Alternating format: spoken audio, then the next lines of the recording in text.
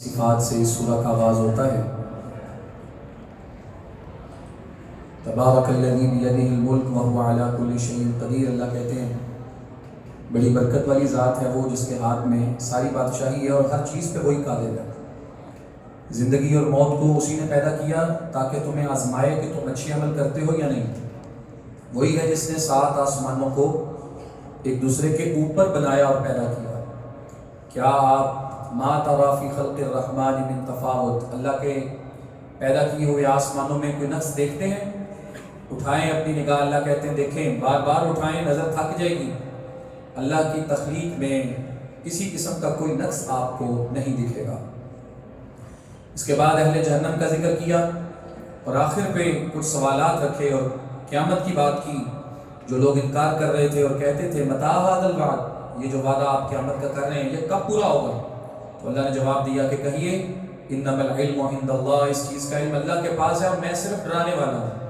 اور پھر بتایا کہ جب یہ لوگ اس کو قریب سے دیکھیں گے تو جو کافر لوگ ہیں ان کے چہرے سیاہ ہو جائیں گے اور ان کو کہا جائے گا ھذا الذی کنتم بہ تدعون، یہ ہے وہ جس کی تم طلب رکھتے تھے اور جس کا تم مطالبہ کرتے تھے۔ اس کے بعد اللہ نے کہا ان کو پوچھیں اگر اللہ مجھے ہلاک کر دے اور میرے ساتھیوں کو یا ہم پہ رحم کرے، یہ اللہ ہمارا معاملہ ہے، لیکن یہ بتاؤ کافروں کو عذاب علیم سے کون بچائے گا؟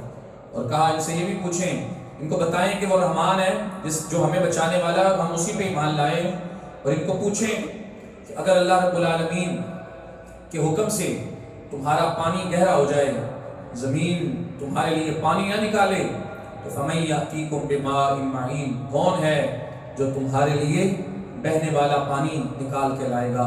جب اللہ رب العالمین کے پاس یہ سب اختیار ہیں تو اسی کے اختیار کے مطابق ہے یہ بات کہ وہ انسانوں کو دوبارہ زندہ بھی کرے گا اور ان سے حساب و کتاب اور جزا سزا کا معاملہ بھی فرمائے گا۔ سورہ القلم میں اللہ رب العالمین نے قلم اور جو کچھ فرشتے لکھتے ہیں اس کی قسم اٹھائی اور اللہ کے رسول کو تسلی دی کہ آپ اپنے رب کی نعمت کے ساتھ دیوانے نہیں ہیں، کیونکہ آپ پہ یہ الزام لگا رہے تھے مشرکین مکہ کے آپ دیوانے، بہتی بہتی باتیں کرتے ہیں، آپ ہمارے باپ دادا اور بڑوں کے دین کی آپ مذمت کرتے ہیں۔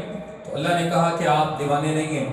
اللہ نے آپ کی صفائی خود قرآن مجید کے اندر پیش کی اور کہا آپ کے لیے ایسا اجر ہے جو کبھی ختم نہیں ہوگا، اور آپ خلق عظیم، بہت عظمت والے اخلاق پر قائم ہیں۔ اس کے بعد اسی سورہ کے اندر اللہ نے ایک باغ والوں کا ذکر کیا ہے، ایسے باغ والے لوگ جن کی اللہ نے آزمائش کی، اور آزمائش ان کی اس طرح فرمائی کہ یہ لوگ جب کھیتی ان کی پک کے تیار ہو گئی تو آپس میں رات کو میٹنگ کر رہے تھے کہ صبح ہم نے کھیتی کو کاٹنا ہے، اور یہ پلان کر رہے تھے کہ صبح ہم نے خاموشی سے جانا ہے اور منہ اندھیرے نکلنا ہے، کسی مسکین کو وہاں پہ داخل نہیں ہونے دینا۔ اللہ کہتے ہیں یہ وہاں پہنچے تو جا کے دیکھا وہاں کھیتی ہے ہی نہیں، فَأَصْبَحَتْ كَالصَّرِيمِ، وہ ایسے ہم نے کر دی جیسے وہ کاٹ کے لے گیا، اس کو بالکل تباہ کر دیا۔ تو اس موقع پہ ان کو سمجھ آئی کہ یہ ہمارے ساتھ کیا ہوا ہے۔ پہلے تو کہنے لگے ہم رستہ بھول گئے، پھر ان کو بتایا گیا آپ رستہ نہیں بھول گئے، آپ کے ساتھ اس وجہ سے یہ ہوا ہے کہ آپ نے مساکین کا حق نہیں پہچانا اپنی کاشتکاری میں اور اپنی زمین کی پیداوار میں۔ اللہ رب العالمین نے یہ واقعہ یہاں ذکر کر کے اپنے رستے میں خرچ کرنے کی تلقین کی ہے۔ اس کے بعد سورہ الحاقہ، الحاقۃ ما الحاقہ، حقیقت واقع ہونے والی اور بالکل سچائی پہ مبنی حقیقت، قیامت کی بات ہو رہی ہے۔ اللہ کہتے ہیں یہ وہی قیامت ہے جس کو سمود اور عاد اور دیگر قومیں جھٹلاتی رہیں، حالانکہ حقیقت یہ ہے کہ یہ قائم ہونے والی ہے۔ حقیقت ہے یہ ایک، اور اس دن جس کو نامہ اعمال دائیں ہاتھ میں ملے گا وہ کہے گا یہ لو میرا نامہ اعمال پڑھو، مجھے یقین تھا کہ میں نے حساب کو پہنچنا ہے اور یہ اس یقین کا مجھے بدلہ ملا ہے۔ فَهُوَ فِي عِيشَةٍ رَاضِيَةٍ، اللہ کہتے ہیں وہ بڑی خوش زندگی کے اندر ہوگا، اور جس کو نامہ اعمال بائیں ہاتھ میں دیا گیا وہ کہے گا یا لیتنی لم اوت کتابیہ، ہے کاش مجھے نامہ اعمال دیا ہی نہ جاتا، ولم ادری ما حسابیہ، مجھے پتہ ہی نہ ہوتا کہ میرا حساب کیا ہے، ما اغنی عنی مالیہ، میرا مال میرے کام نہیں آیا، ہلک عنی سلطانیہ، میرا اختیار، میری سلطنت، ہر چیز مجھ سے دور ہو گئی۔ اللہ کہتے ہیں خذوہ فغلوہ، حکم ہوگا کہ ان کو پکڑو اور بیڑیوں میں جکڑو، ثم فی سلسلۃ ذرعها 70 ذراعا فاسلکوہ، اس کے بعد ایک ایسی زنجیر جس کا سائز 60 ہاتھ ہے، اس کے اندر اس کو پرو دو۔ یہ باہر برآمدے میں میرے بالکل سامنے جو طالب علم موجود ہیں، بچے موجود ہیں، سارے اس کے اندر آ گئے، اور ادھر دائیں طرف بھی کچھ بھائی بیٹھے باہر باتیں کر رہے ہیں۔ میں ان سے گزارش کروں گا، میری آواز اگر سن رہے ہیں تو اندر تشریف لیں، ان کو بلائیں، اور جتنے اب آپ باہر موجود ہیں اگر ہو سکے تو اندر آ جائیں۔ اور یہ جو پیچھے وضو خانے میں باپ موجود ہیں، یہاں سے وضو خانہ بالکل خالی کر دیں، کوئی یہاں موجود نہ ہو۔ جو درس سننے کے لیے آیا ہے، قیام عبادت کرنے کے لیے آیا ہے، وہ آ کے اندر بیٹھے۔ اس کے بعد آگے سورہ المعارج ہے، سأل سائل بعذاب واقع۔ اللہ کہتے ہیں سوال کرنے والے واقع ہونے والے عذاب کے بارے میں سوال کر رہے ہیں۔ للکافرین لیس لہ دافع، ان کے سب سوالوں کا جواب یہ ہے کہ کافروں کے لیے اس عذاب کو دور کرنے والا کوئی نہیں ہے۔ من اللہ ذی المعارج، وہ عذاب اللہ رب العالمین کی طرف سے ہے۔ ذی المعارج، جو اللہ بلندیوں والا ہے، سیڑھیوں والا ہے۔ اللہ رب العالمین نے آسمانوں پہ چڑھنے کے لیے سیڑھیاں بنا رکھی ہیں۔ رسول اللہ علیہ السلام کو بھی انہی سیڑھیوں سے آسمانوں پہ لے جایا گیا، اسی سے اس سفر کو معراج کہتے ہیں۔ سورہ المعارج کے اندر اس کے بعد اللہ نے قیامت کا منظر ذکر کیا اور کہا یبصرونہم، قیامت کا دن ایسا ہے، السماء کالمہل، جو آسمان ہے وہ کالمہل، تانبے کی طرح ہوگا، وتکون الجبال کالعہن، پہاڑ وہ دھمکائی ہوئی روئی کی طرح ہوں گے، ولا یسأل حمیم حمیما، کوئی دوست اپنے دوست کے بارے میں سوال نہیں کرے گا، پوچھے گا نہیں۔ اور جو یبصرونہم، لوگ ہیں سب کے سب ایک دوسرے کے سامنے ہوں گے۔ یود المجرم، اس دن مجرم یہ خواہش کرے گا، لو یفتدی من عذاب یومئذ ببنی، ہائے کاش آج کے دن میری جگہ پہ میرے بیٹے کو عذاب میں ڈال دیا جائے، وصاحبتہ واخی، اور میری بیوی اور میرے بھائی کو ڈال دیا جائے، وفصیلتہ التی تؤوی، اور میرا وہ خاندان جس نے مجھے جگہ دی اسے آگ میں ڈال دیا جائے، میری جگہ پر مجھے بچا لیا جائے، ومن فی الارض جمیعا ثم ینجی، جو کوئی زمین میں ہے سب کو ڈال دیا جائے اور مجھے بچایا جائے۔ اللہ کہتے ہیں کلا انہا لظا، ایسا نہیں ہوگا، جس کا جو قصور ہے سزا اسی کو ملے گی، کسی کے حصے کا کسی کو بدلہ سزا جزا نہیں دیا جائے گا۔ انہا لظا، کیونکہ جو آگ جہنم ہے یہ شعلے مارنے والی ہے، نزاعۃ للشوا، چمڑیوں کو ادھیڑ دینے والی ہے، تدعو من ادبر وتولا، بلا رہی ہے، آوازیں دے رہی ہے ہر اس آدمی کو، من ادبر وتولا، جو اللہ کے ذکر سے منہ موڑ لے اور پیچھے چلا جائے، وجمع فاوعى، پیسے اکٹھے کرے، خزانہ بنائے اور اللہ کے راستے میں نہ دے۔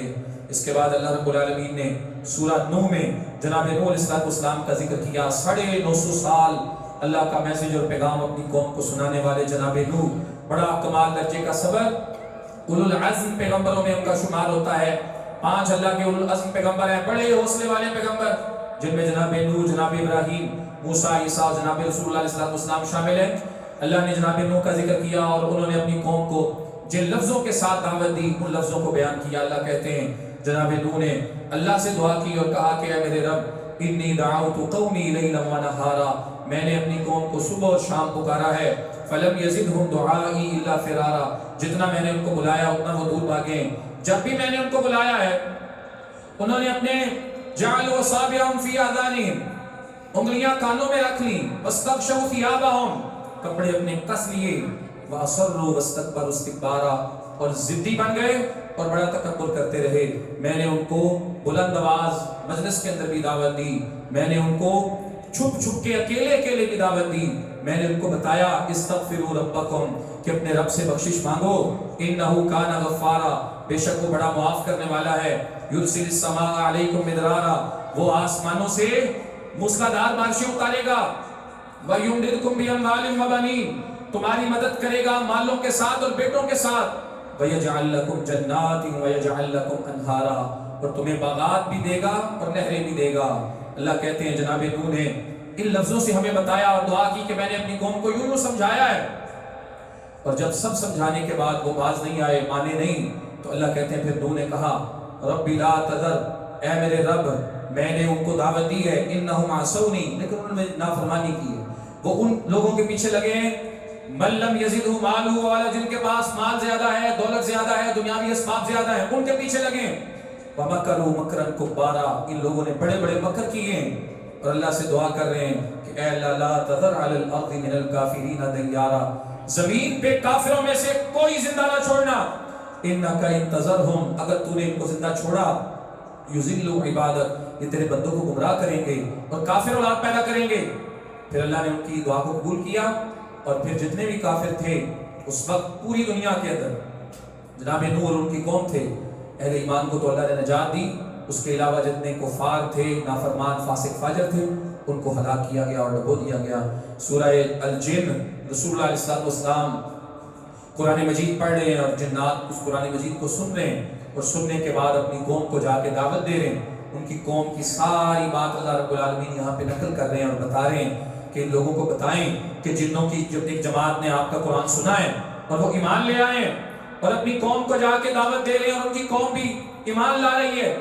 ये किस्सा और वाक़या जिक्र करने का मकसद अहले मक्का को तरगीब और तलकीन करना है कि जिन्नों की जमात अल्लाह उसके रसूल की बात सुन के ईमान ला रही है, इंसान उनको क्या हो गया है, वो अल्लाह उसके रसूल की बात सुन के ईमान क्यों नहीं ला रहे। सूरह अल-मुज़्ज़म्मिल और सूरह अल-मुद्दस्सिर, ये दो सूरतें जिनमें रसूलुल्लाह सल्लल्लाहु अलैहि वसल्लम की दावती जिंदगी से मुताल्लिक आपको अहकामात दिए गए हैं। दावती जिंदगी, या अय्युहल मुद्दस्सिर के अंदर कहा गया उठिए, कुम फ़अंज़िर, आपको जो मैसेज अल्लाह ने दिया है अब उसे लोगों तक पहुंचाइए।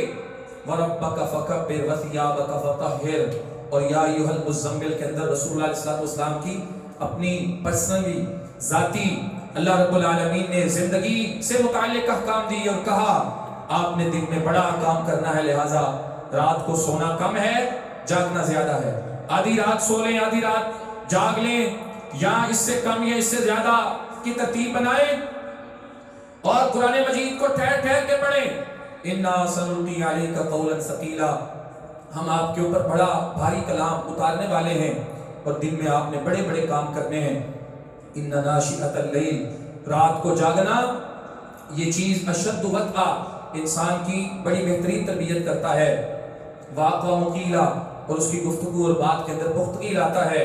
वज़कुर इस्मा रब्बिक, अपने रब के नाम का जिक्र करते रहें। वतबत्तल इलैहि तब्तीला, और पूरी दुनिया से कट के उसी के साथ मुताल्लिक होकर रह जाएं।